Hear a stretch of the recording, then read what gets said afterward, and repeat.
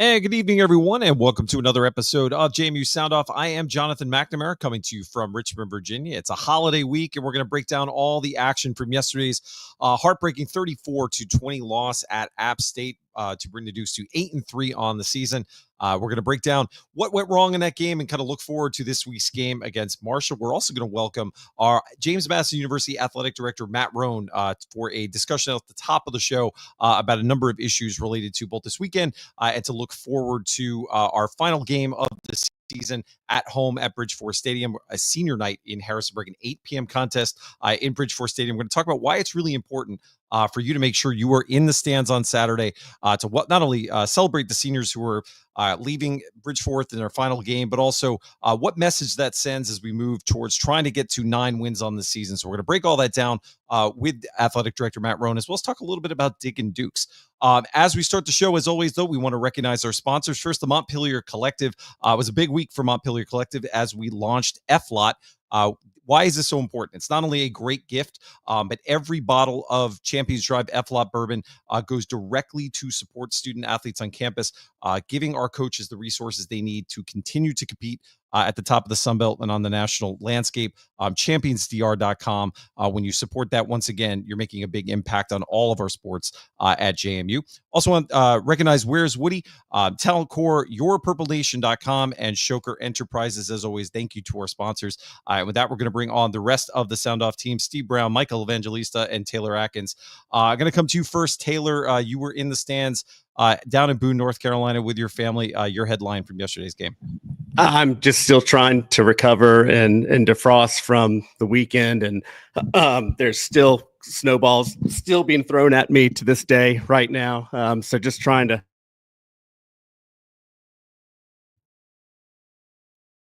Taylor's mic went mute. We'll go to you, Michael. You're down in Florida, still on your vacation. I know you were watching the TV broadcast. Your thoughts from yesterday? You think about the start of the season, you would think it's a little bit one-off, but we have this terrible streak, now a trend where we start very fast against our opponents, but we find a way to let them back in. We let them believe, we let them feel that they have hope to remain in the game versus maybe prior teams where we would squeeze that hope out of them and out of the opposition. So that's my biggest takeaway. More to come a little bit later in the show, but we got to finish these games and finish these teams off. All right. And Steve, you were also down with your daughter, grandkids, everyone, Alice in the stadium, your headline from yesterday, and then you're going to take us to our first guest. Yeah, it's a little similar to what Michael had. Michael stole mine, but mine is we're missing that break their will, make them tap type of execution consistently. We have it some games, other games we don't. We're a very good team, but great teams consistently make other people tap. So that's mine. Let me introduce Matt. I'm going to bring Matt Roan on with us, and our athletic director. Hey, Matt, how are you?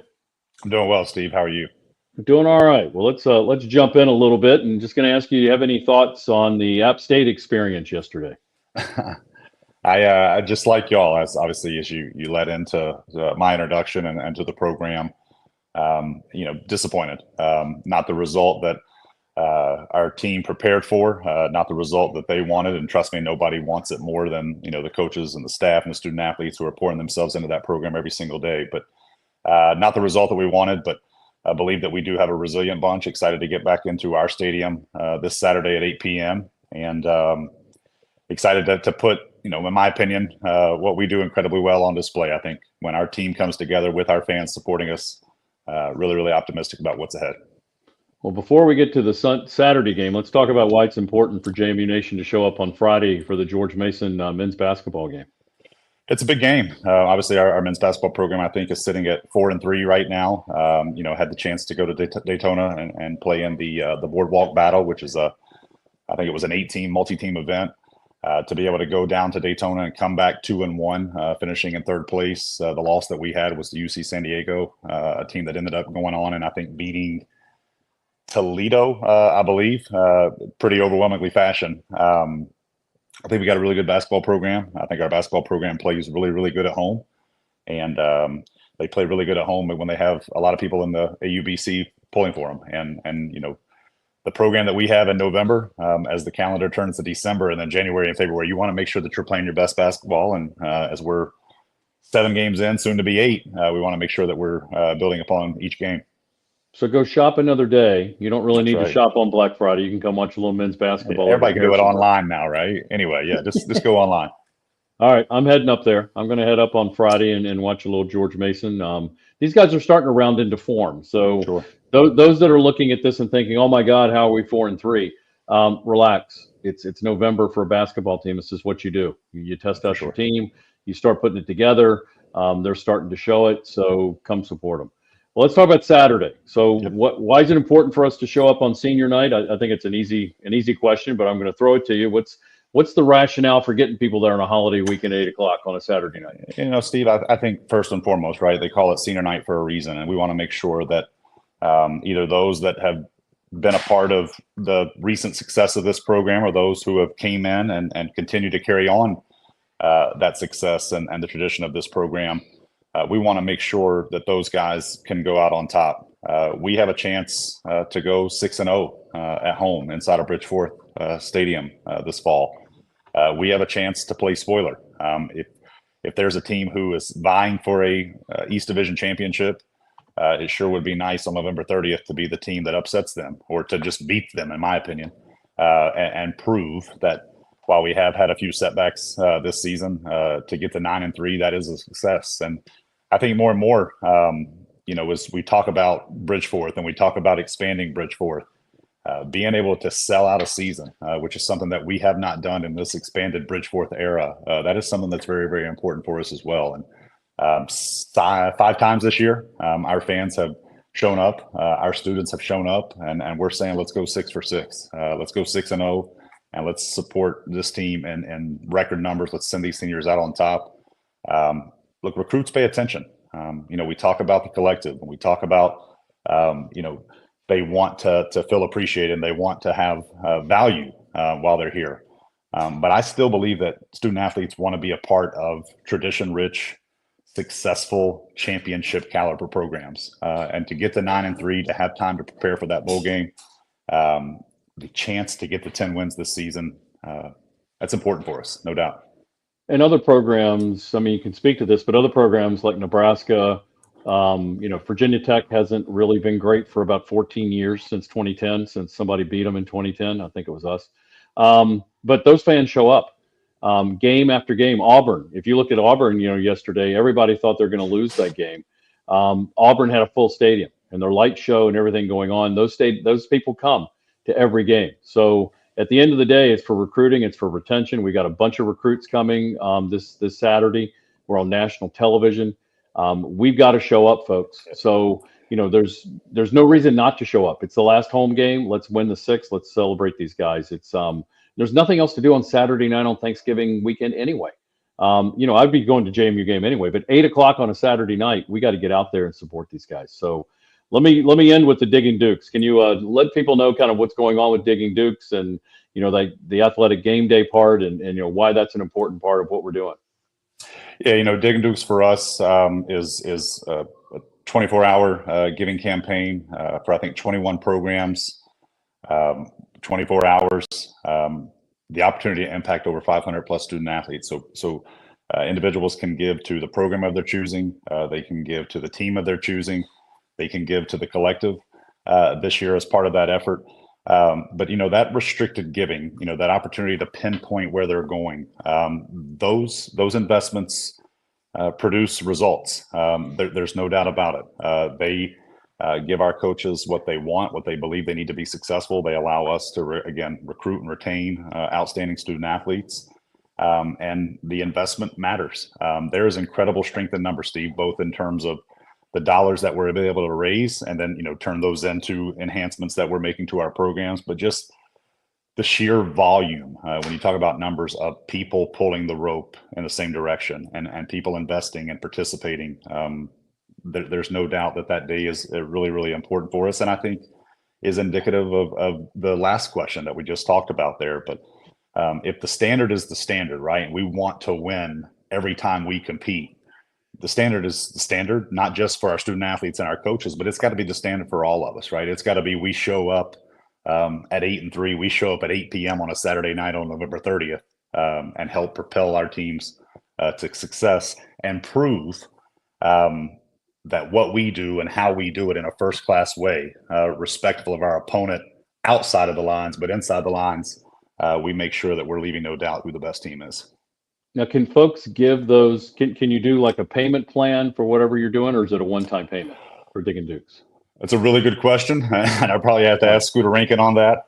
But I think that is a we are certainly accommodating no matter how anybody chooses to give. So we will accommodate anything that they do, and we'll make sure that we recognize that as a Giving Day contribution as well. So if we have 26,000, 27,000 that can get in that stadium, if everybody can come up with, and I know this isn't for everybody, it doesn't have to be a huge gift. Everybody thinks when you're giving to athletics or you're giving to university, it's got to be a multi-$1,000 gift. It does not need to be.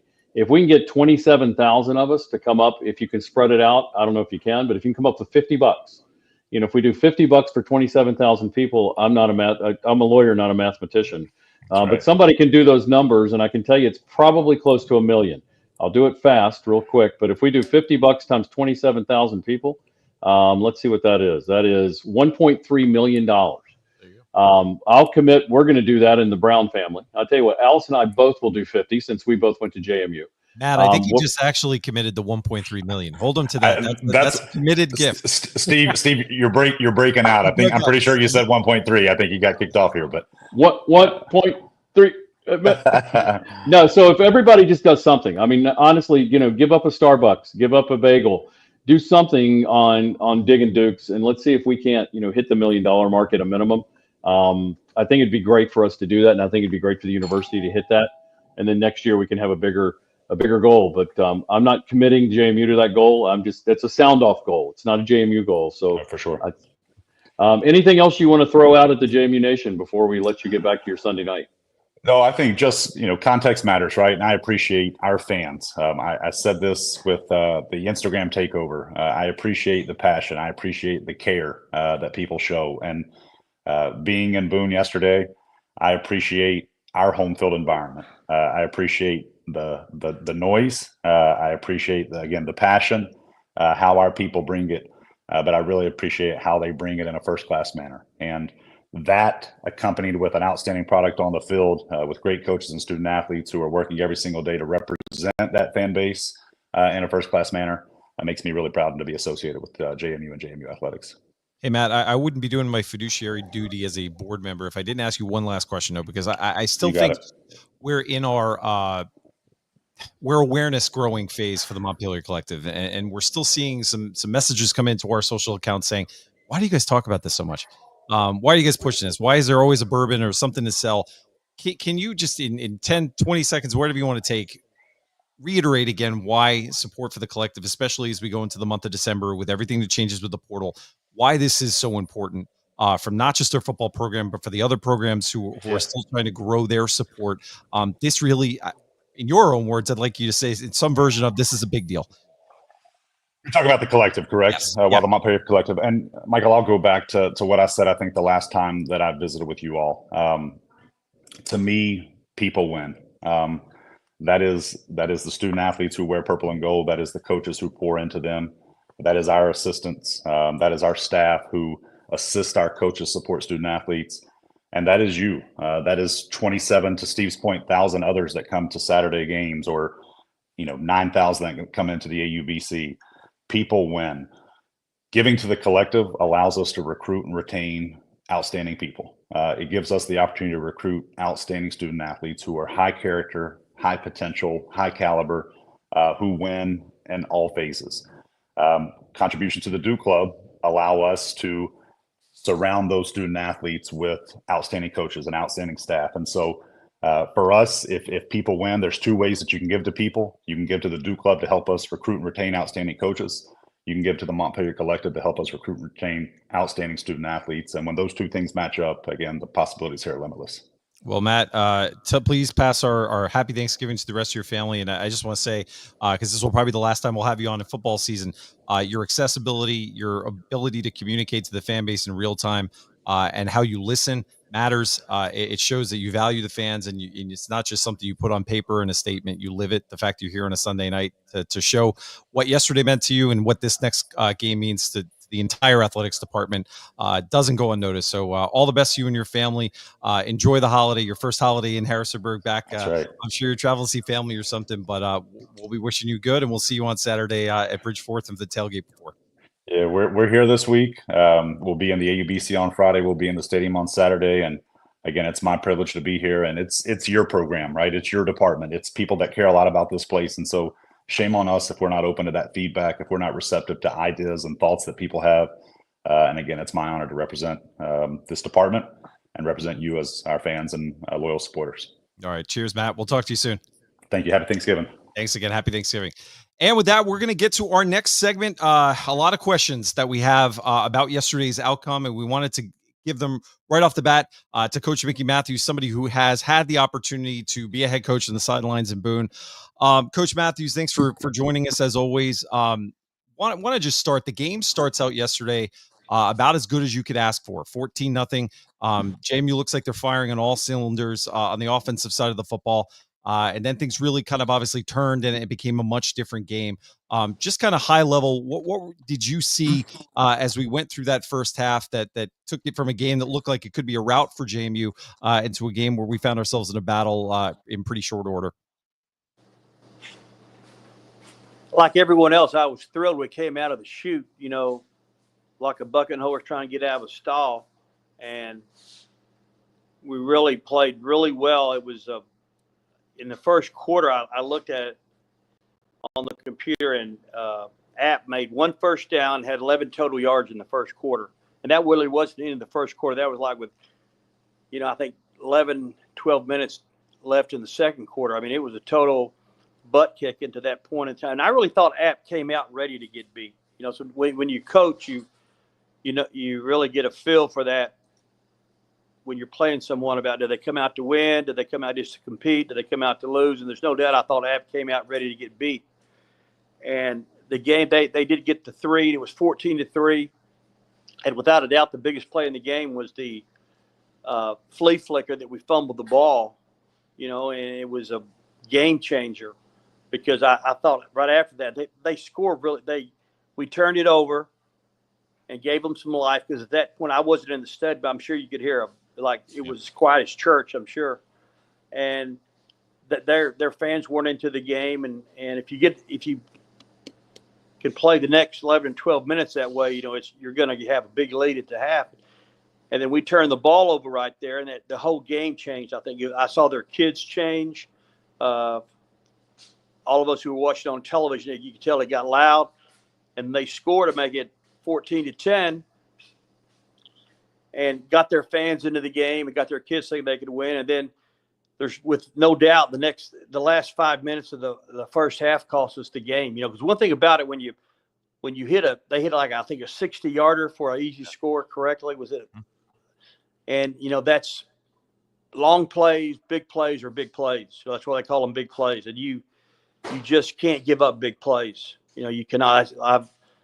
Everyone that knows me very well, the biggest two statistics you keep up with is the defense's runs over 12 yards and passes over 17 yards as well, loses games. And if you can keep those to a minimum during the course of a ball game and make people go the long way offensively to beat you, you're going to win your share of the games. So hit that long play, and then we got the punt blocked.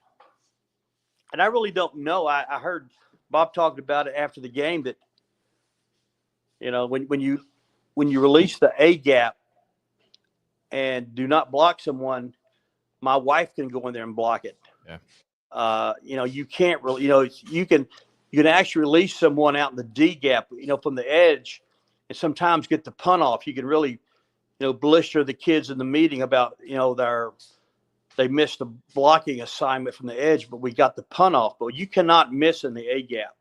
And I don't know exactly that, that's 2 weeks in a row we got a punt block. When you get punts blocked, you're going to lose. Period. I mean, immediately we talked about that last week. It was a statistic that's overwhelming. When you get one blocked, more chances than not you're going to lose. 80% of the time, when you get a punt block, you're going to lose the game. And when that happened, also you look up, we went from, if you got purple blood, it went from 14-3, almost overnight. You look up and it's 24-17. We're down. Yeah, shell shock. So And then in the second half, I thought we didn't move the ball real well, but we had we didn't finish some drives. I was looking at the drive chart this afternoon. We had some decent drives in the second half. We just didn't finish them off, and that's how you got beat. You just can't give up big plays, and you can't get a punt blocked. I'm going to say that again. You can't get a punt blocked. I always, when I was coaching, that's the most. I learned when I was a young coach. I was talking to a really successful coordinator one time in the big time. I was out recruiting. He was at the University of Michigan. I said, "What all do you work?" I asked him, we were just sitting around talking to the recruits, high school one time. I said, "What all do you work with?" In addition to being the defensive coordinator, I was real young. He said, "Well," he said, "I'm the defensive coordinator and I work with the linebackers." But he said, "The most important thing I do is I coach the personal protector and punt protection." He said, "That's the most important job I have on the whole team." And I remember I was like 30 years old. I said, "Why would you say that? That's the most important job you have." And he said, "You could lose." He said, "If I don't do a good job coaching that guy, we can lose quicker there than we are anywhere in a football game." And of course, I was, skinny and had all my hair, and I didn't really. As the years went by, I understood why he told me that. I used to involve my coordinators coaching the punt team. We worked at punt protection is bigger than big, and I think, that, and I'm not saying we don't do that, because I've watched our guys practice and those guys do a great job, but it's important. Punt protection is bigger than big, and it really hurt us Saturday. And Mickey, Can I ask one question on one other thing? So we've gotten a lot of questions and people posting on social media yesterday about, we were getting on George Pettaway, for example, averaging 6.8 yards per carry in the run game, as well as our number 2 back when I was also having success over 5 yards a carry. What did you see from the offensive perspective that we seem to be having success in the first half with the run? We had some penalties that put us in third and longer than you would want to be in those situations, staying ahead of the chains. I know that's something that Bob has talked a lot about this season, is why those penalties are so impactful on drives. But what did you see from the offensive perspective in terms of that kind of balance between throwing the ball and running the ball? Because it seemed that at times that we got away from the run a little bit, maybe more than some fans wanted to see yesterday. Yeah, that can happen. And I've been there. Once again, I tell y'all, when we had this meeting on Sunday night and talk about the game, I talked to all of y'all just like I would have had a staff meeting on Sunday night with the offensive coaches or the defensive coaches. And I certainly would have asked that question, for my offensive coordinator, when the stats you just threw up. Because they came into the game ranked 132nd in the country, and right, and and we were. Yeah. I think we're 33rd in the country rushing offense. We have great offensive numbers. Yeah. Statistically, you really do, and especially rushing the football. So I would have asked them, what was your thinking? And I don't really know. I only Bob can answer that, but certainly, probably after the game when he looked at everything, he probably wished we'd had run the ball more. I can't answer that. I've been there where you look at driving home and you see, as a head coach, you see the play-by-play, and you think, well, I wonder why we didn't run the ball more. But that's their job, their business. And I've made those mistakes before too, and I'm not saying they did make a mistake, but it's we were having a lot of success running the ball. The play that we were really hurting them with, the inside zone, they were not even beginning to slow down during the game. And the outside zone, it was 50-50. I don't have the statistics to back this up, but I know just sitting in my living room, I thought the inside zone, they were really struggling to stop that play. And we probably should have run it more. I'm sure they thought the same thing. But we just, our quarterback, I looked today, he's completed 59% of his passes, which I think he's really improved. But that's a stat that you can't forget, and with that, we throw, he's never going to be, Alonzo is a great kid. I think the kid's really a competitive kid, but he's never going to be a great passer. That's not his best thing. And he helps with his legs as much as anything. I think he's had, I think he has 600 total yards rushing this year, or something like. I can't remember how many yards because the sacks are deducted from the rushing. Yeah, so it's awful hard to tell exactly, but there's no doubt. I'm sure. Believe me. That old saying that victory has 1,000 fathers and defeat is an orphan. Everyone has all the answers after you lose a game like that, because it was a bitter.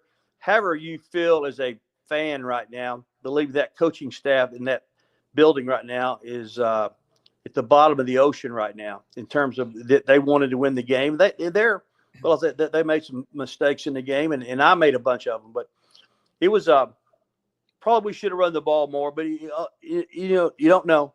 I don't know. I didn't.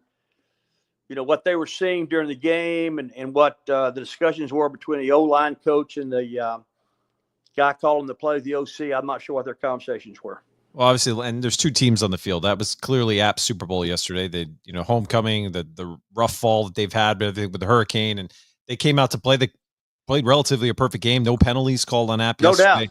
No doubt. There were. Let me say this: Aguilar really stepped up. You're not going to win a game. I used to tell our coaches and players, you're not going to win a game when the other team doesn't get a penalty and they do not turn the ball over. Yeah. I mean, you're just not going to beat them. It's as it happened, I'm sure it has, but it's very, very rare. You said a perfect game. It's dang near close. I don't think I've ever heard that. It doesn't happen very often. Yeah, no turnovers, a block punt. And to do what they did was impressive. Obviously, on homecoming for them in a good environment. I did want to ask you, because it's one of the things I was most intrigued about talking to you tonight is you put yourself in that locker room now. You lose a tough game against a rival that ended your chances at a Sun Belt championship, and now you've got one more game at home against another rival in Marshall. This, for me at least, it seems like this would be a tough week to get these guys to remain focused, because it seems like there could be a devastated, demoralized room. How do you approach from a coaching perspective, keeping everybody focused when you lost that goal of a championship now, and now you're playing for obviously program pride and that 9th win? But I'm just curious how you see that, and would it be a challenge for this staff this week to keep them focused on the end result, which is next Saturday's game against a really good Marshall team? Good question.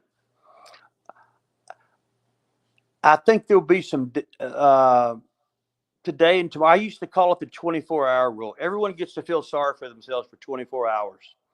Now, when the sun comes up tomorrow, we need to go to work. Because Marshall's playing well. They won a lot of close. Just the opposite of us. They won a lot of close games, and they're going to want to come into town and pull our pants down on national television. And they're going to want to embarrass us.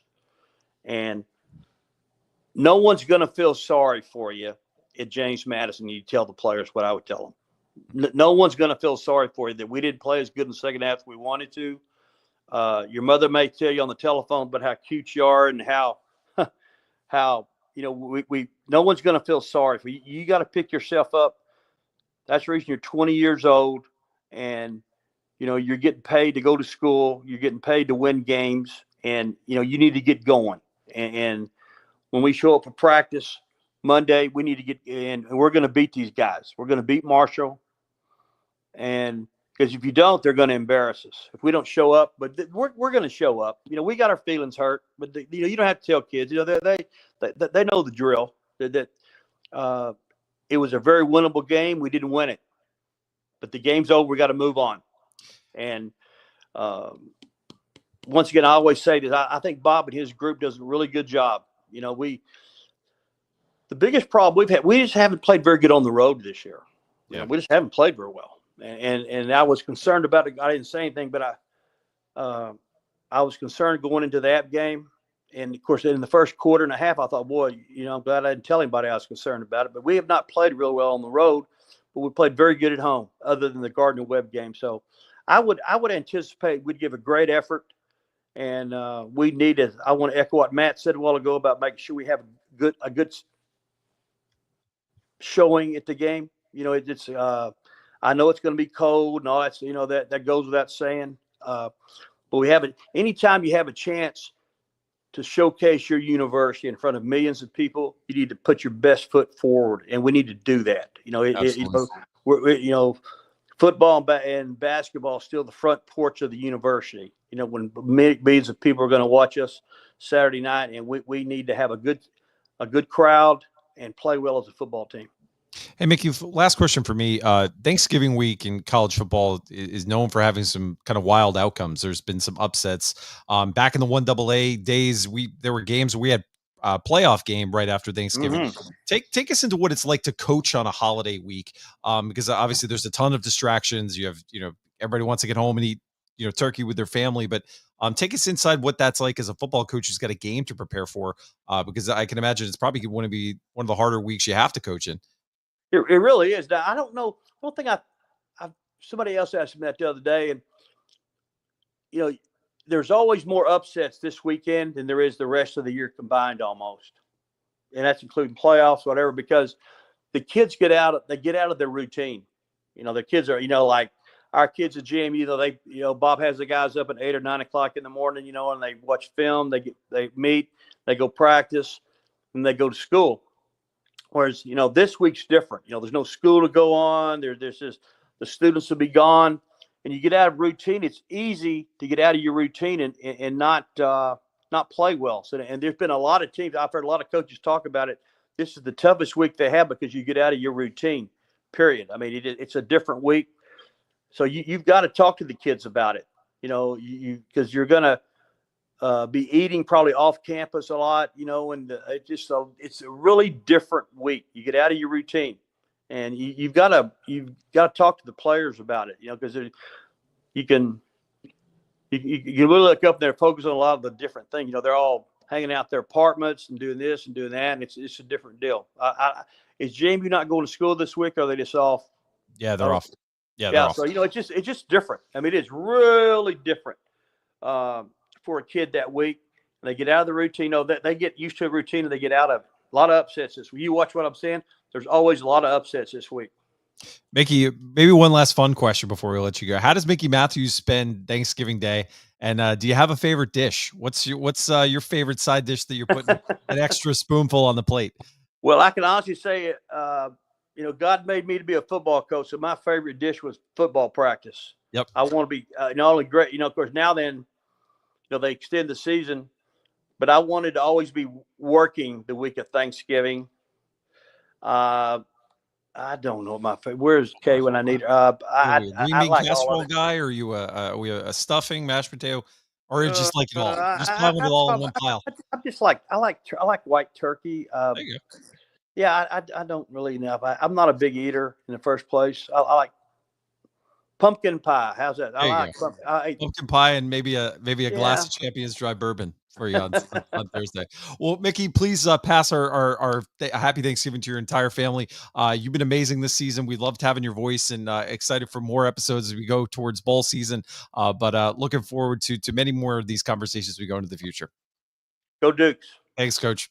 And with that, we're going to bring on the other Sound Off members of our team for a extended conversation on everything that went down in Boone yesterday. Guys, we're going to make this just a free-for-all. I'm going to start with you, Michael. This was about as frustrating as it gets from a fan, just because of what it meant. There was still so much at stake yesterday, the possibilities as we waited for the Georgia Southern scores at Coastal, and to have that hot start and to see where it could go to where it ended. Man, it's a gut punch. Yeah, and I think too, it's like this is what we signed up for, right? This is the Sun Belt. These are the last three games: ODU, App State, Marshall. That's what we all wanted as a fandom. However, like I think Coach said it, App State was 132nd in the country on rush defense. This is probably the worst App State team in the last 5 to 7 years, and they'll tell you that, right? Yeah. Like, they're down their number one receiver. They've got two other ones that are very dangerous. We saw that on Saturday. But you're looking at an opportunity here to make a statement, right? Going at the end of the season, I was just looking at our schedule.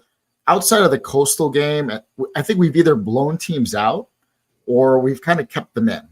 Yeah. And once again, right, like we start the game so strong. We were 14-0, I think, at the end of the first quarter.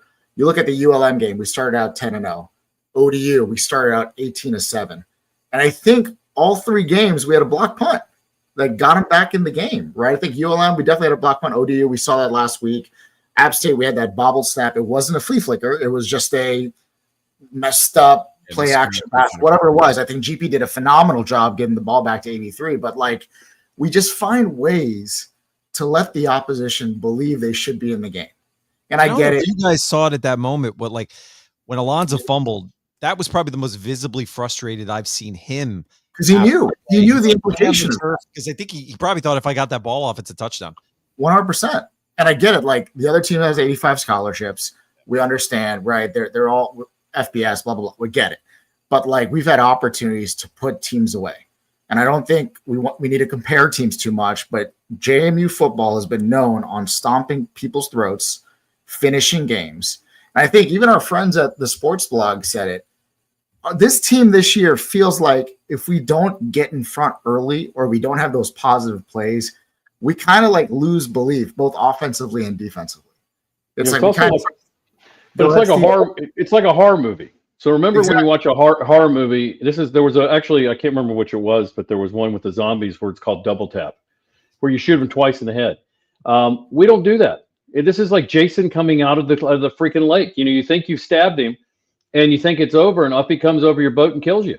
And that's kind of what we've done all year long. Unless we're up on you like Ball State or Carolina, even on the Carolina game, you know, they shot themselves in the foot a lot.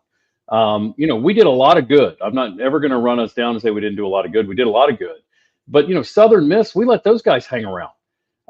You know, ODU missed a couple passes. If he'd hit those passes last week, they're in that game. Yeah. Now, there's a lot we did to it, but that guy was open the 2 times that he got hit. So, you know, we got to double tap. I'm with you. We got to step on that neck, and then we got to pull their head off. And we just don't do that. And my hope is that they're learning from that this year. And, you know, that they'll do it, you know, next year. But it takes some time for that to mature. But I'm with you. I mean, it's frustrating. And I don't want to, like, you know, push too much in this game negatively. I think, like, let's talk about the kickers for a second. Noah Relis with a 46 and 52-yard field goal. They all looked like they were good for 60 plus. Considering the win, it was amazing. Yeah, 100%. Like Cristiano Rosa, right? Once again, stepping in on the kickoffs, like getting everything in the end zone. Amazing, right? I think the Knight brothers, they showed up. But once again, it's like we find those glimpses, like the threesome of Petaway, Knight, and then we just kind of forget about them, right? For whatever reason. And some of that, I'm curious, Taylor, if you saw like the penalties in some of these drives also reared their ugly head, where it took a 2nd and 4 to a 3rd and 10 or a 3rd and 11. It's a much harder down, and then you're in an obvious passing situation, and they could tee off on the quarterback. And it was another game where there were another big pass play that's erased by an illegal man downfield that really came to bite us. And it's those self-inflicted wounds. Because let's be honest, a blocked punt, when you're letting a guy go through the 8 gap, is a self-inflicted wound. It just is. And it gives a team belief. And that's what I really felt happened yesterday is that game could have gotten away from App State, but we gave them the opportunity to have confidence and gave their fans a chance. Yeah, and I haven't looked at the penalty statistics recently, but I did a few games back, and you know we were in the bottom third, I think, of the country, and the penalties have been bad, but it's almost like what Steve and Michael were talking about. You know, I think teams just play better when they feel like their back's up against the wall. And other than Georgia Southern, you know, I remember I wasn't even watching the ULM game, but I did watch that first drive. I was at that concert. I stepped to the side, watched it. I said, okay, I don't need to watch this game. I mean, we just drove it down their throats, 7-0. It looked easy. Same thing with Old Dominion. We're going to run away with this. App State, you know, I saw how easy we went down that first drive. You know, all these games. And then something happens. Steve brought up even Southern Miss. There were times in that Southern Miss game where I was like, we're not out of this game yet. And I think one thing, if you talk to a lot of JMU fans, even at that UNC game, it was 53-14. And a lot of people were in the causeway going, let's see how the second half goes, you know, and the inconsistency, I think, is what's just been so hard to predict this team year in, year out. And there just seems to be 2 games where they look like the best team in the Sun Belt, followed up by a game where they don't. And, you know, I felt really good after the Georgia State game. I felt really good after the Old Dominion game because the score was closer than what the game actually was, you know, and I just the statistics just didn't say that this was going to be App's game, and you and Mickey talked a little bit about it too. We would start on one end of the field, we'd rush it all the way to the other end of the field, and then just kind of throw it around 2 or 3 plays and get ourselves in a pickle, in addition to some of the penalties. So, and that's why, I think some of y'all know my Marshall buddy, Brandon Stevens. He's already texted me what the line is for next week. And he says, what are your thoughts? I know you're on the inside of this. I said, I mean this honestly. I have no idea, just because I've seen this team be the best team in the Sun Belt. I really have. We all have.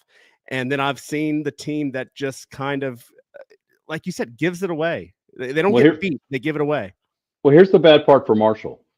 They need to win, and they're not going to, because we, coming off of a loss, for some reason, sure, we refocus, we recalibrate, and then we come out and just dog somebody. They're going to get dogged on Saturday night, and Georgia Southern's going to win this thing, because I'm rooting really hard for Georgia Southern to stomp the crap out of Frosty the Snowman called App State. So, I may ship down a big cooler full of snowballs. Feel free to throw them at those guys, because that's what they deserve. Anytime you want to throw them at the App State crew, it's perfectly fine, because that's what their administration allows. Because they could have stopped that nonsense yesterday. Matt Roan won't say it, but I'll say it. That was bullshit. Absolute bullshit. And those people in Boone should be embarrassed by the way they acted. Well, I think it was, for me, it's also, I mean, look, college kids are going to be college kids. It's, I don't want to preach or get holier than thou, but one thing I do want to say before we wrap this episode, I thought you saw the best of the JMU community in the weeks leading up to this game. Our willingness to go above and beyond to raise support for the part of North Carolina impacted by the hurricane. We came together. To have yesterday be as ugly as it was in terms of the fan experience and the lack of acknowledgement of that support for JMU. Look, we didn't do that for acknowledgement, but it just felt, I don't know, disappointing for me that it turned out to be that negative of an experience for not just, a few fans, but so many fans. I saw Twitter last night and Blue Sky and everything was kind of flooded from every end. Honestly, John, what I was saying is, I don't mind the verbal interactions to some extent, right? Because you get that in a rivalry. It's just some of the physical situations and altercations that came about that's a little unacceptable. You know what I mean? And I'm going to try to keep this on the field as much as possible, but noted, right? We're going to remember this for next year. Yeah. Got a couple ideas for what we want to do, hopefully at Bridgeforth. Pre-show. Yeah, we've got some of the snippets and stuff, but I just, to go back to the game a little bit, this was so weird. I don't know if y'all saw the stats, but not only did we outgain them 400 to 365, we had more rushing yards than App State, and we almost had double the time of possession. So again, it kind of fits. You look at those stats in a dark room without an idea. You think it's what happened going away? Yeah, 100%. You look at 12-19. So we're at 12-19 second quarter. We run 3 in a row and get a first down. We're at the App State 44, and it's next play is where we have that fumble. And so, at the end of the day, that's when the whole thing fell apart. It wasn't the punt block. It's on that piece, because we keep running that ball. We go up 21-3. I was on the sideline in the second quarter. They were done. The look on the App State guys' faces were, I want to get out of here.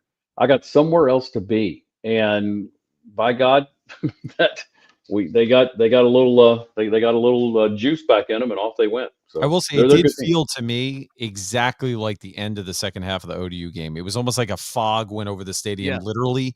And it just, I remember, Steve, I was standing next to you at the ODU game, and we both looked at each other and said, look, this just doesn't feel like it's going to be our day. Luckily, we came back and got the win, but it felt very similar to me.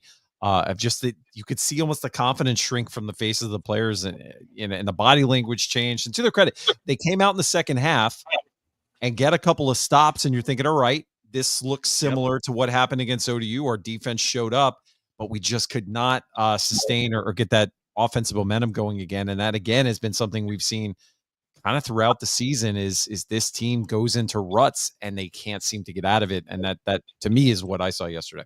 I think to that point too, I think that's why I was so confident going into the App State game, because with every loss that we sustained, we seem to the next games after it kind of correct some of the mistakes we saw in the ULM, mistakes we saw at Georgia Southern.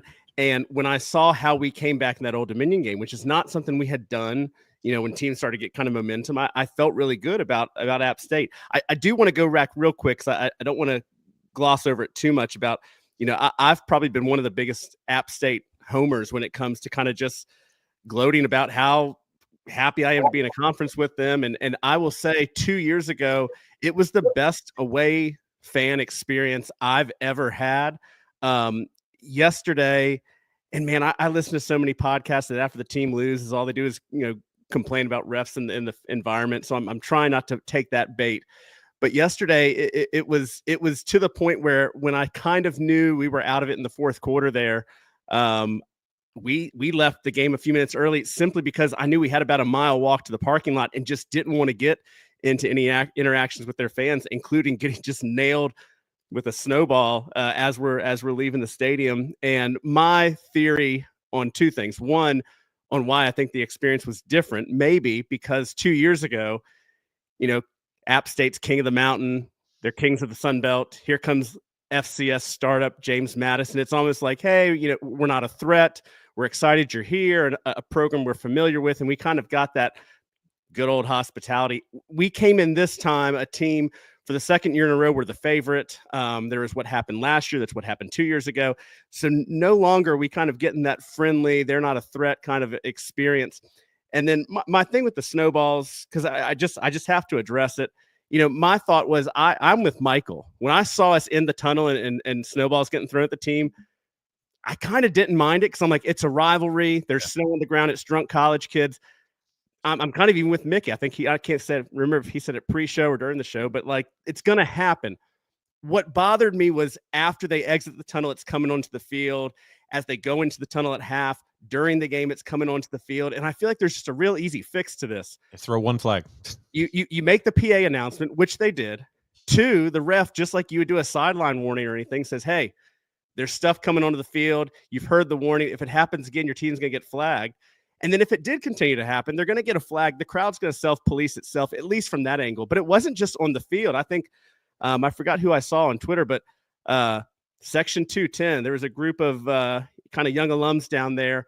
Man, they were getting pelted all game just from every time JMU would do something wrong or App State would score. It just wasn't a great experience, but I'm not complaining about the refs, and I'm not complaining about the fan environment. I'll end on a positive note.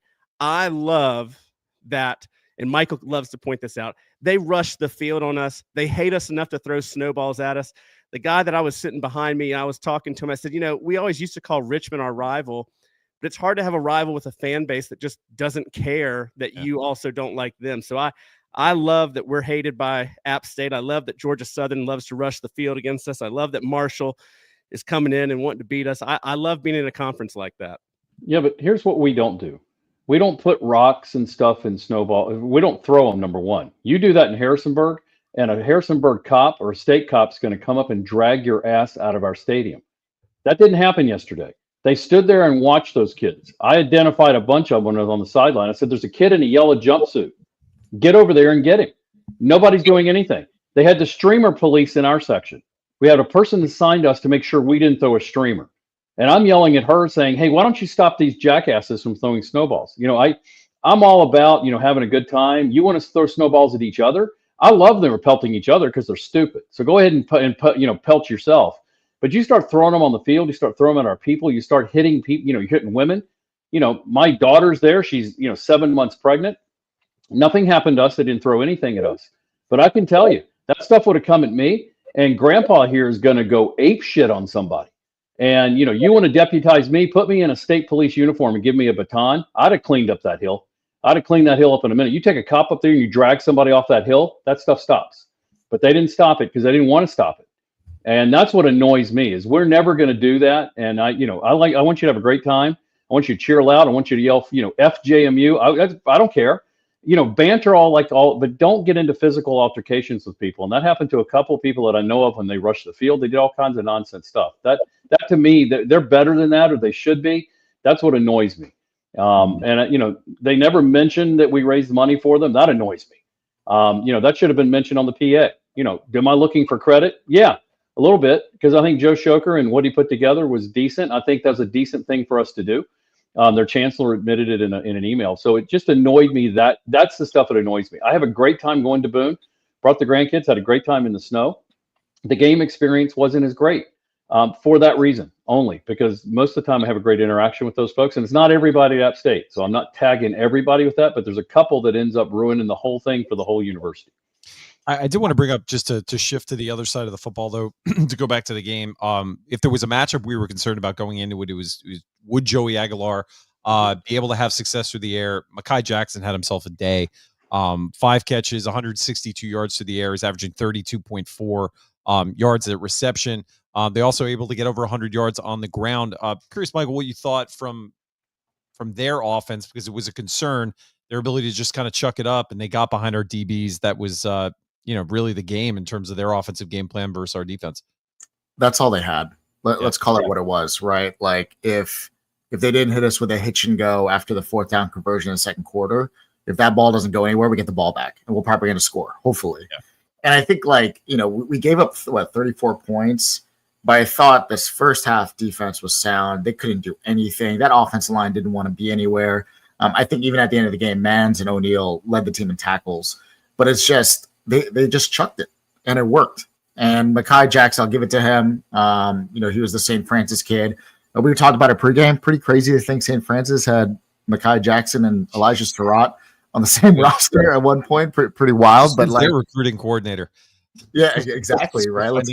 They're in Pennsylvania. Chesney probably knows them, but that's all they had. And they found a way to capitalize. Joey Aguilar's been throwing interceptions and fumbling the ball all year and goes 2-0, 2 touchdowns, 0 interceptions, finds a way.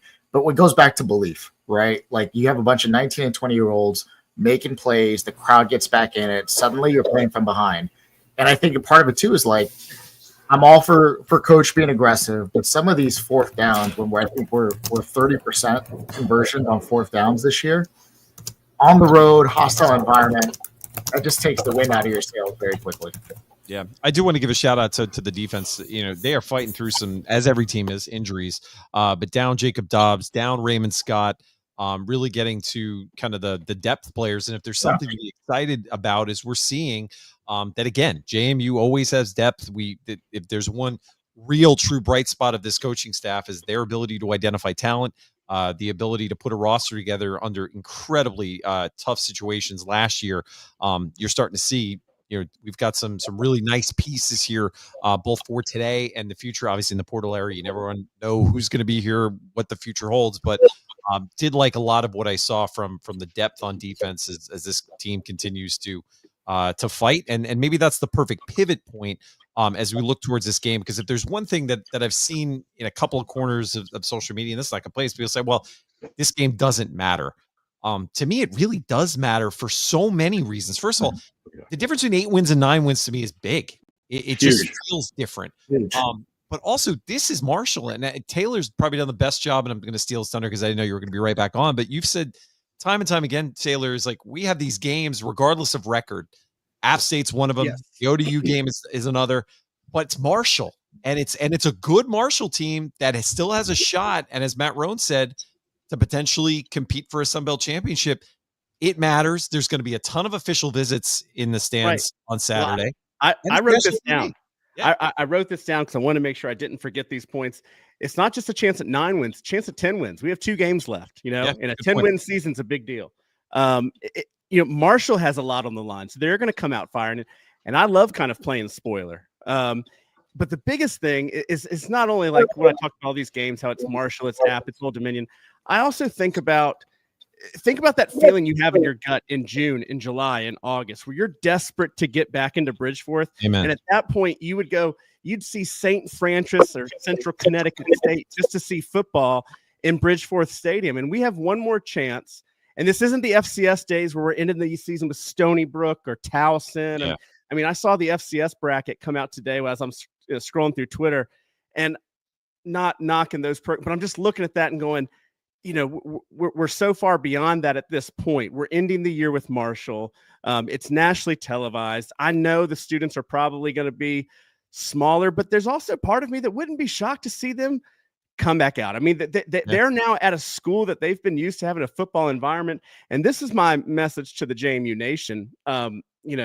Listen, everyone knows I am no fan of Virginia Tech. I will state that over and over again, but I'm going to point out, they got their butt kicked by Marshall and Huntington last year and showed up to a full Lane Stadium. This year, they're the playoff darlings. They're 5-6 now, but they're fans who could not be more disappointed in this year than you. Sure. I mean, you think they're selling out the stadium. So it's kind of at that point where what kind of program are we? Are we a program that loves JMU football, or are we a program that loves winning JMU football? And if it's only the winning side, then we're never going to be these programs that we aspire to be like. And I'm not trying to put, a purple tinted spin, and the sound off guys are not.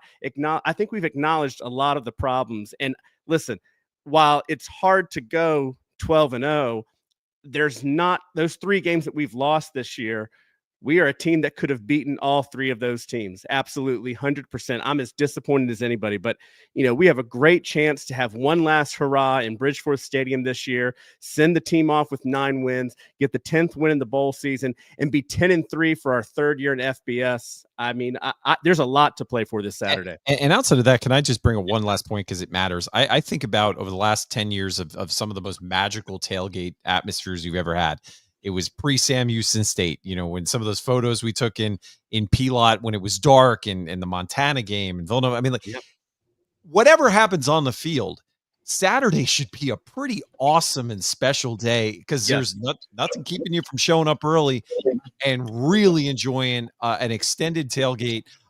Get a chance to kind of cap off what is always a fun week for all of us. You have Thursdays, the Thanksgiving. Some people hit the malls or whatever for Black Friday. And then it's like, man, I got a football game and a chance to have a ton of fun on a Saturday. You don't have to get up early if you don't want to get to Harrisonburg. You can if you want. But, man, it could just be another awesome special tailgate atmosphere. It's going to be roughly off by a big game. And I'll say, too, we get back to Bridgeforth. Amen. Bridgeforth under the lights, aesthetically, I mean, there's no other better place to be. Amen. Like under the lights at night game at Bridgeforth. I've got those videos from the Coastal game. It's phenomenal, and it's intimidating, right? If the fans come out against Marshall, and this Marshall team they're gonna have a pretty bad taste in their mouth. We only beat them 20-9 last year, but do y'all remember that game? It wasn't even close. Yeah. This was oh my gosh, Jalen Green's 5-sack game. Yeah. I think they had like negative rushing yards. And took over the bottom bowl of their stadium at the end. We had like 4 or 5 punts within the 5-yard line or something like that. Yeah. It was unbelievable. There was nobody there. There was nobody there. It was all JMU people, and they have a coach too. Let's call it what it is. They're having a good season.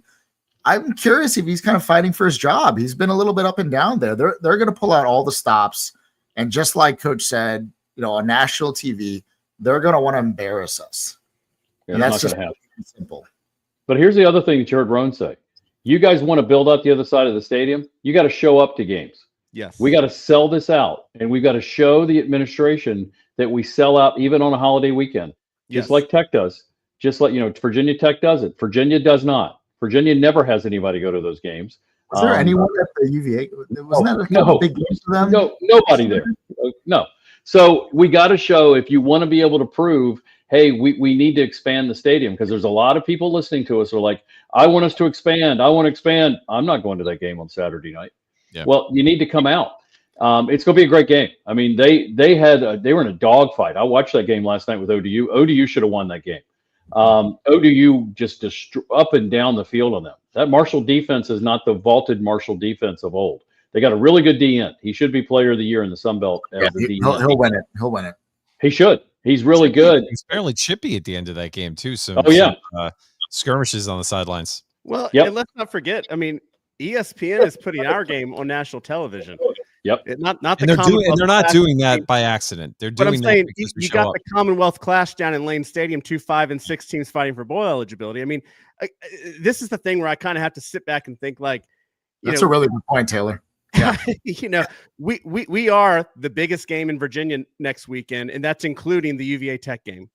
Yeah, we own the common. There is no Commonwealth Cup. It sits in Harrisonburg. That crap about Tech and Virginia playing for some cup. There is no cup for 2 5-7 stupid teams. It's us. So I'm with you. I will want to say, because there is another aspect to Saturday we mentioned it a couple times, but to just focus on, it is senior night. And this is a senior class that is unorthodox. It's some guys who are only going to be here for one season, but man, there are some special names that are in this group that deserve our appreciation, deserve our celebration, but also that's a culture thing too. I think the fact how many of these first year guys have been embraced like they've been here for 4 to 5 years sends a signal to the next portal class. It sends a signal to the next group of recruits who are going to sign on the dotted line. Again, as Michael mentioned, and probably will mention on Twitter this week, there's going to be a bunch of official visits in the stands. This stuff matters. These parents are looking for this. The uncles, the aunts, how they're received inside Bridgeforth Stadium matters. So don't gloss over that as we think of the importance of this week, because man, these guys deserve to be sent off. And then obviously we'll look towards what happens in bowl season. But it's a big deal. Get in the seats early. I mean, get in the seats early to be able to celebrate them, but get in about 45 minutes, an hour before, because they'll show cuts from national television of who's in the stadium. They won't show any of Senior Day, but it's going to matter for ESPN for us to load that up. And not going to belabor this point, but I'm going to say it one more time because there's people who come on towards the end of the show. We see your comments when you say, hey, you guys talk too much about the collective. First of all, we don't, because I don't think we could talk about it enough. And especially as we head towards the month of December with what's going to happen with the portal. And there are names on this roster that we're going to want to keep. There are names of players who are out that we don't even know yet that are probably entering the portal in the next couple of days with all the massive shifts in college athletics now. Remember, roster sizes are about to shrink across the country, and that's going to mean there's going to be a significant amount of talent on the open market. Our coaches need the resources to compete with. We have to talk about that, John. I think people need to know that Coach Chesney and staff will probably have to cut 25 to 30 people, assuming it goes from 120 to 105 or whatever it is. Yeah. That's part of the house. That's part of the settlement. The part of the lawsuit settlement.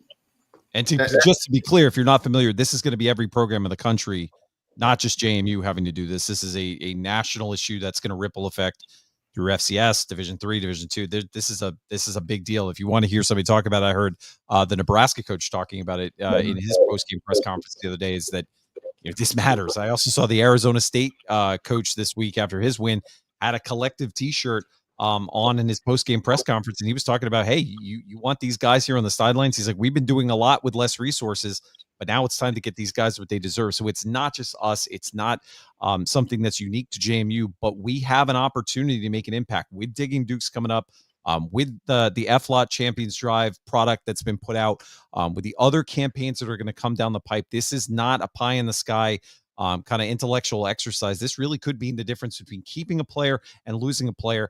And that's wins and losses on the field. And that's where you can make an impact, or your friends, or your family, your coworkers, whoever you know who has the potential. This is the time it matters. And especially as we move into December, because I think we could see a couple of weeks of insanity that none of us have seen before with this many players moving from roster to roster. And the conversation about NIL, like, I think it's very quick for everyone to run towards what's happening at Alabama, what's happening at Florida, what's happening at LSU. The news we heard on Michigan this weekend, right? Yep. It's all about, for James Madison University, it's about having a response and being in the game. No program, particularly at our level, wants to sit there with an egg on their face when, like last year, let's call it what it was, we did not have a war chest to go out and recruit the necessary players we needed, but we had to figure it out. And about JMU, it's about being in the game, being able to respond when a recruit at a high school, in a portal, whatever, inquires about NIL, because it's going to come up. It's going to come up in every conversation. We heard it from the last staff. We're going to hear it again and again and again. It's about what is our response to it. But Steve, we actually did. But we actually did. We had a war chest and we used it. What happened is you end up getting outbid. Ohio State dumped $20 million to buy the team that they have there this year. Indiana had a lot more money than we did. That happens. The SEC schools have a whole lot more money. We've got a war chest, so I don't want people out there to think, good God, we can't compete. We can, but there's a level where we can compete. We're not going to compete with the SECs. We're just not. And when you look at our peers, I mean, look what Charlotte was able to go out and bid on a quarterback. I mean, this is again, like-minded programs are also in this game, and we need to be able to match what they do or compete. And one point that I left off about what do we have left to play for this season, Coach Chesney still has yet to finish his first full year. So what he was recruiting to last year was out of the portal or out of high school. Hey, I'm the new coach of JMU. You have nothing to judge me on other than my past universities. You have nothing. Now Coach Chesney has the opportunity to go 10-3, go into the portal, go into these high schools, show that he has continued his success that his resume had when he came to JMU. So there's, that's another thing to add on to the idea of like, is there anything to play for? And this is honestly the first episode that I'm not going to be able to say every goal that we put before us at the beginning of the season's in front of us, but we're 11 games in. I mean, so I think what Coach Chesney has done with the limited time that he had to build this team from January to season. Now this is his first full year. He has this season under his belt. He can go out there, not just with what the collective has done, but also what this team has done and what the fans have shown up. And if we can show up on a random Thursday night against Coastal Carolina, we certainly can show up at 8:00 on a Saturday on a holiday weekend when everyone's already off, but the turkey was eaten 2 days ago. So let's get out to Bridgeforth. Yeah, I just saw somebody posted on here on the right. We're not competing with Ohio State. We're competing with Boise, with Tulane, with Memphis, with UNLV. We are. But if you look at all those programs, Tulane's a private school that has an ungodly amount of money. Memphis just got FedEx to dump a boatload of money into their collective. Boise's been doing it longer and has done a nice job. They've got a good chest, and so does UNLV. We need to be in the top 10 of the G5 schools, which we're close to it now. In terms of what we raise, but we got to raise more. And people go say, like, I'm tired of hearing it. But at the end of the day, these are retention bonuses and recruiting bonuses to keep people. That's the game we're in. You can say all you want. I hate this. I don't like this. That's what we're in right now until it gets fixed, or if it ever gets fixed, I don't know. But we got to play in the game and the rules we're in. So anything you can give, we're not looking for a FedEx type gift. If we can get one, trust me, we'll get one as a collective board. But if we can get small gifts, voluminous small gifts from our type of university where everybody's dialed in, that'll give us more than we need. I mean, honestly, we never have enough, but we'll take that and we can turn it into a ton. I mean, at the end of the day, we were competing with players that you're now seeing play on national television on other teams. We were in the hunt for those players. So I don't want anybody out there to think we weren't. Priority points for these too, Steve. Let's remember that, right? You get priority points that you can use to your benefit as a season ticket holder as part of the donations to the collective. Yeah, you can either take the nonprofit donation part or you can get your priority points. So it's you can't get both. So I don't want people to think, well, I want my tax deduction and I want my priority points. It doesn't work that way. You got to pick one. So yes, you get your priority points. It's just like you're donating to the Duke Club, and on Digging Dukes, the collective will be on there for you to give if you want to give. Well, and then one last thing, buy holiday gifts. This is an easy win. If you have somebody who likes bourbon, you have somebody who doesn't even like bourbon, but they want something to put on their shelf that's got a logo on it. There's a lot of different ways. The gift boxes, I've got 2 on either side. You can see them, but this is an easy way. There are a lot of people that worked really hard to make this project happen. And if we could sell out this round of 1,200 bottles, that's more wind in the sails. It helps us with the next launch. It helps us gain, kind of momentum in terms of conversations as more people, when they see a bottle on the shelf, oh, hey, what's that from? Oh, it's from the collective. And all of that stuff, again, starts to snowball and to give us an opportunity to put ourselves in the game. And that's all our coaches need. Guys, if somebody gives 10 grand, I can get in touch with Mrs. Claus and she will wear that outfit at the Marshall game or at a bowl game. So if we get a 10 grand donation to the collective, Mrs. Claus will show up at the bowl game or at the Marshall game. And just last point, though, there are FAQs. There's things that you can get questions answered on MontpelierCollective.com. If you have tax questions, if you want to know about the priority points, this is where the board comes in. Cliff Wood, MontpelierCollective.com. You can send him an email. He'll answer your specific questions. He wants you to feel comfortable about this, wants you to feel confident. We have the Honors One program now. The integration with James Madison is becoming such more strong as we work to grow this program and grow awareness. A lot of really smart people working at this, and we're going to continue to be creative.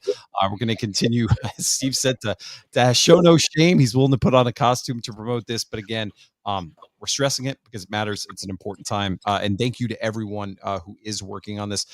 Guys, any final thoughts before we wrap and send everybody on to their holiday weeks? Anybody got anything? I'm throwing it out there. Going once? Sure. Yeah, I'll go. Yeah, I mean, here, I want us to think a little globally, and we touched on it in the beginning, but let's look what's happened in the last 3 years. 2022, App State was 6-6. We're 8-3. We won the East.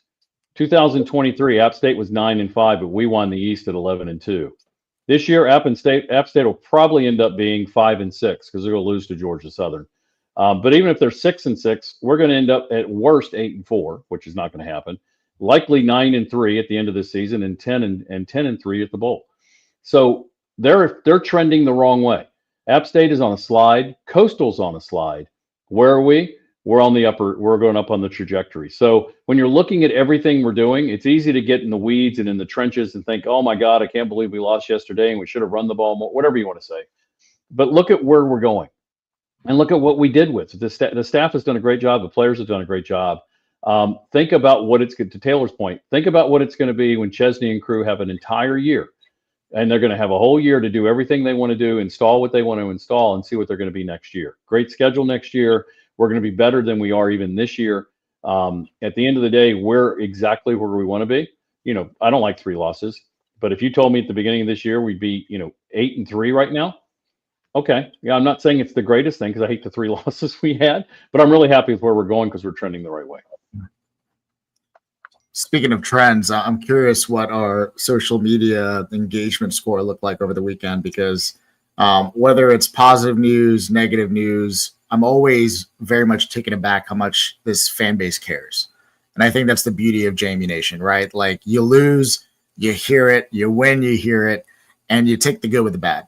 And I know there's probably some choice words on the social medias, Instagram, Blue Sky, Twitter, wherever you are. It is what it is. We're a fan base that cares, and I think we have an opportunity to make a statement again on Saturday. I think Taylor, going back early in the show, made a really good point. ESPN decided we're going to be at Bridgeport Stadium on 8 o'clock on a Saturday after Thanksgiving. We're not going – I don't even know where the other game's going to be played. Is it Charlottesville or in Blacksburg? I have no idea. But they're choosing to be here, and we have a great opportunity for that. So that's my final thought. And go Dukes. I'll just be real quick. Again, 27-8. That's a good place to be. And I look back at my time at UTSA. They started out with a bang. Their first 2 years as they were transitioning, just becoming a team. And there was a dark period there for about 6 or 7 years before you saw the UTSA team that you've seen the last couple of years, where they're winning the American and being top 25. And I remember there was a time early when I was at UTSA where fans would get pretty vitriolic on social media after losses. But then came the period where fans didn't get vitriolic. They also didn't care. And I'll say this, people accuse us of being a little purple tinted, JMU homers. Yes, but I'm actually okay with some of the really angry rants, hateful stuff that sometimes our JMU fan, because I'd much rather have a JMU fan base that gets pissed off at being 8-3 than a fan base that, and this is not to throw shade at the MAC or Conference USA, there's a lot of programs in those conferences that win, lose, or draw, there's just no chatter. I mean, I remember when we beat Ball State and I was trying to see what their fans were saying about the loss. You couldn't find it. So to everyone out there that jumps on social media and maybe throws something up there that they regret later, I'll take a passionate, angry fan base than an apathetic fan base that just doesn't say anything. And I hope we take that passion and bring it to Bridgeforth next Saturday as we do go 9-3. We set up for a bowl game, and we end this season with double-digit wins for the second time in 3 years at FBS. Yep. My final thoughts, going to start first of all, thank you to everybody who continues to go along with us on this journey this season. It's crazy that this is the last home game. It seems like just yesterday we were getting set for our first home game in Bridgeforth, and you look back, we'll do a reflective on the season. It's been crazy moments. It's amazing what's happened since the 70 at UNC to where we are today. So we always want to acknowledge and say thank you to everybody who supported us. Then my final thoughts to the players and coaches. Man, we're going to be with you on Saturday. Yesterday was a tough one, but at the end of the day, we want to see you be successful. We want to see you finish the season the right way and get a chance to go to whatever bowl season throws our way. But just know, whoever is in the stands on Saturday, it's going to be a loud crowd, and we're proud and excited for what another experience in Harrisonburg. You never take these moments for granted. They're pretty special, and there's always something in the tailgate experience that you look back maybe in February or March when we're out of football season. You go, man, that was one of the better weekends I had throughout the year. So excited to see so many people make the trip back. Happy Thanksgiving to everybody, whoever's traveling. Safe travel. Enjoy your times with your families. And with that, we're excited for the pregame of the Marshall game, because we're going to have our friends from the Marshall podcast in town. They were so gracious and so kind to show us a great experience when we went up to West Virginia last year. So if you're somebody who sees a Marshall fan, give them some food, give them a drink. They were some of the most hospitable fans I personally ever engaged with. And let's show them a great experience when they come into Harrisonburg. And to the three other gentlemen on the show and to our producer, Chandler, happy Thanksgiving. To our fans, happy Thanksgiving. And we'll see you guys next week. As we always do, go Dukes, and let's beat Marshall.